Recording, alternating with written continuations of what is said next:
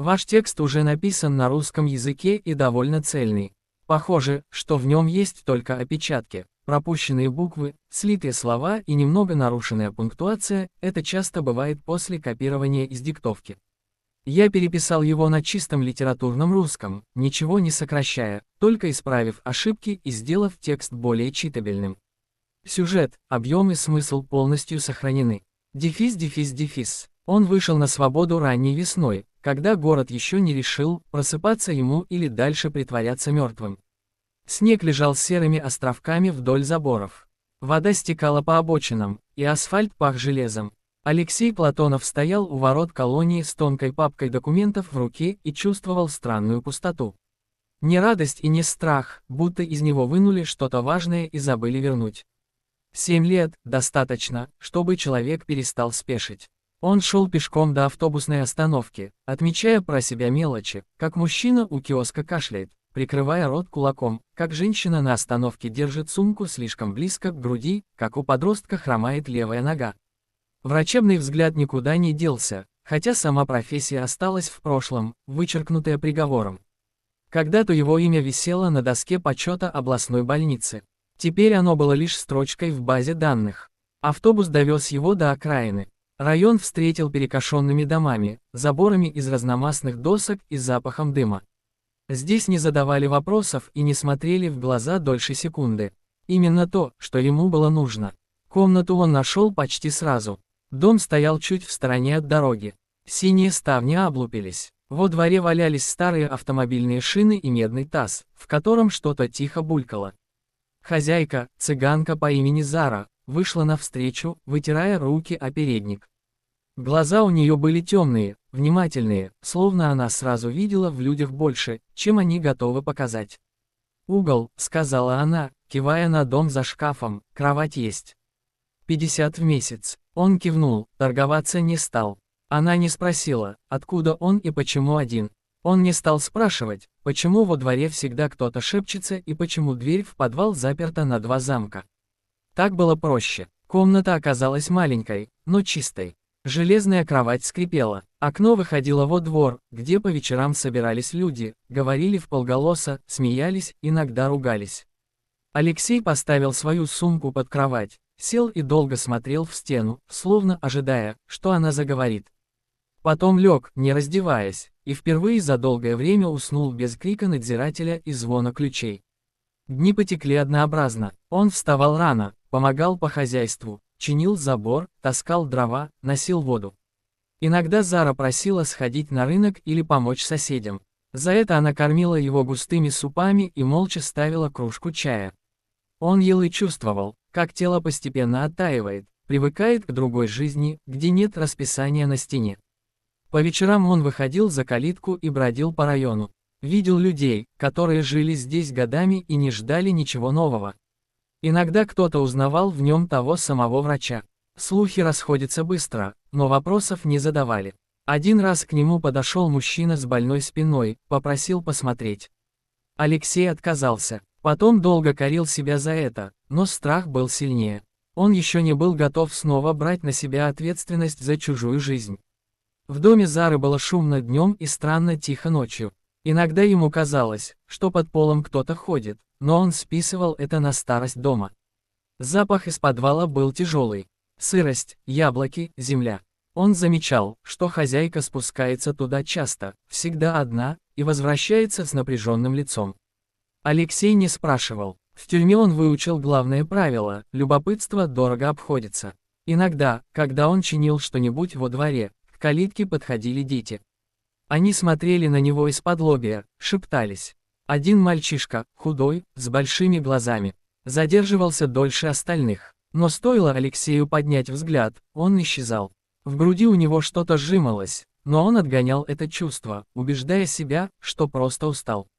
Прошло 2 недели. Однажды вечером Зара села напротив него, долго крутила в руках ложку, потом сказала: «Ты человек тихий, это хорошо». Он не знал, что ответить, и просто кивнул. Тишина стала между ними договором, который устраивал обоих. В ту ночь дождь начался внезапно. Капли били по жестяной крыше. Дом скрипел, как старик, переворачивающийся во сне. Алексей лежал, глядя в темноту, и думал о том, как странно устроена жизнь. Можно потерять все, и все равно дышать. Он уже начал проваливаться в сон, когда услышал первый глухой удар. Негромкий, но настойчивый. Стук повторился. Потом еще раз, с паузами, словно кто-то собирался с силами. Он сел на кровати, прислушался. В тюрьме он научился различать звуки, шаги, ключи, дыхание. Этот звук был другим. В нем было отчаяние. Стук шел снизу. Алексей встал, накинул куртку. В коридоре горела слабая лампа. Тени дрожали. Он подошел к двери подвала и замер. Из-под нее тянуло холодом и запахом сырости. Стук повторился, теперь сопровождаемый хриплым, едва слышным вздохом. Внутри у него что-то щелкнуло, как когда-то в операционной, когда не оставалось времени на сомнения. Он наклонился к люку, уже не думая о правилах, которые выучил за годы заключения. В этот момент он снова был врачом, а не бывшим заключенным. И от этого стало страшно и одновременно спокойно. Он откинул коврик и взялся за кольцо люка. Металл был холодный, влажный. Люк поддался не сразу, будто сопротивлялся, но затем с тихим скрипом открылся. Из темного проема потянуло густым подвальным воздухом, сыростью, гнилыми яблоками и чем-то еще тревожно знакомым. Алексей нащупал выключатель, щелкнул. Лампочка загорелась не сразу, мигнула, словно сомневаясь, стоит ли освещать то, что скрывается внизу. Стук повторился, теперь ближе, отчетливее. Он спустился по каменным ступеням, считая их автоматически, как когда-то считал шаги до операционной. Подвал оказался шире, чем он ожидал. Низкий потолок, кирпичные стены. Вдоль них – полки с банками, мешки с картошкой, старые ящики. В дальнем углу что-то шевельнулось. «Эй!» – тихо сказал он, сам не зная зачем. Ответом стал сдавленный кашель и слабый удар по доскам. Алексей ускорил шаг и увидел мальчика. Тот сидел на полу, привалившись к стене. Ноги подтянуты к груди, руки дрожат. Лицо бледное, губы синеватые, глаза широко раскрыты и полны животного страха. Рядом валялась веревка и опрокинутый ящик, словно ребенок пытался дотянуться до двери или света. Время сжалось до одной точки. Алексей опустился на колени, даже не заметив, как испачкал штаны. Пальцы сами нашли пульс, слабый, рваный. Дыхание поверхностное, с хрипом. «Слушай меня», — сказал он спокойно, хотя внутри все кричало: «Я рядом». «Слышишь?» Мальчик судорожно кивнул. Алексей аккуратно уложил его на бок, приподнял подбородок, освобождая дыхательные пути. В голове всплывали давно забытые схемы движений, которые он не делал 7 лет, но которые никуда не исчезли. Он считал вдохи, говорил ровно, медленно, словно сам воздух мог подчиниться его голосу. Сейчас, вот так, медленно. Мальчик закашлялся, грудь дернулась. Потом еще раз. Алексей не отпускал, держал ладонь на его спине, чувствуя, как под пальцами возвращается жизнь. Прошла вечность, или всего несколько секунд. Он не знал. Наконец дыхание стало глубже, хрипы ослабли, синюшность начала сходить. Наверху послышались шаги. Алексей даже не обернулся. Сейчас для него существовал только этот ребенок. Но шаги остановились, и он почувствовал на себе взгляд. Зара стояла на ступенях, держась за перила. Лицо ее было напряженным, губы сжаты. «Я не хотела», — начала она и замолчала. Алексей осторожно сел, все еще придерживая мальчика. Тот смотрел на него так, будто видел впервые. Хотя, возможно, именно так и было, впервые без тумана в голове. «Как его зовут?» — спросил Алексей, не повышая голоса. «Тимур», — ответила Зара после паузы, — «он слабый, с детства». В этом слове «слабый» было все: страх, стыд, защита. Алексей поднял взгляд. «Ему нужен не подвал», — сказал он тихо, — «ему нужен воздух и помощь».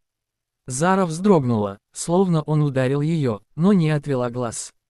Мальчик попытался приподняться, но Алексей мягко удержал его. «Тихо», — сказал он, — «ты уже молодец». Тимур сглотнул и кивнул. Его дыхание стало ровнее, но усталость навалилась сразу, и он прикрыл глаза. «Почему ты его здесь держишь?» – спросил Алексей. Зара медленно спустилась еще на одну ступень. Он боится людей, приступы. Когда видит чужих, задыхается. Я думала, здесь ему будет спокойнее. Она запнулась. Ночью он испугался. Алексей закрыл глаза на секунду. Он видел десятки таких решений, принятых из любви, но ведущих в тупик. «Ты делала, как умела», — сказал он наконец, — «но так нельзя». Он встал и осторожно поднял Тимура на руки.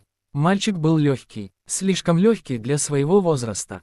Зара молча расступилась. Они поднялись наверх. Дождь за окном почти стих. Только капли стекали по стеклу, оставляя неровные дорожки. Алексей уложил Тимура на свою кровать, накрыл одеялом.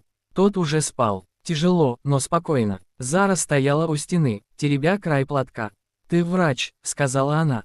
Он кивнул. «Был. Врачей не бывает бывших», — тихо ответила она.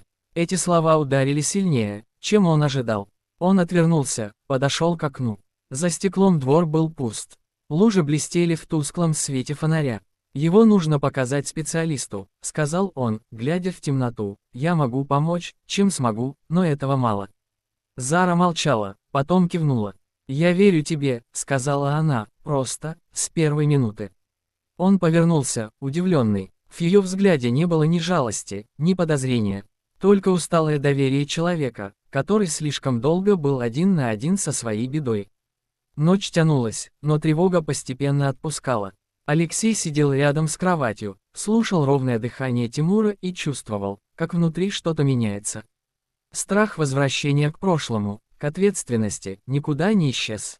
Но рядом с ним появилось другое чувство – необходимость. Под утро он задремал, сидя на стуле. Ему снилась операционная, но не та прежняя, с ярким светом и стерильной белизной, а маленькая, теплая, где достаточно просто быть рядом и знать, что делать. Когда он проснулся, за окном светало.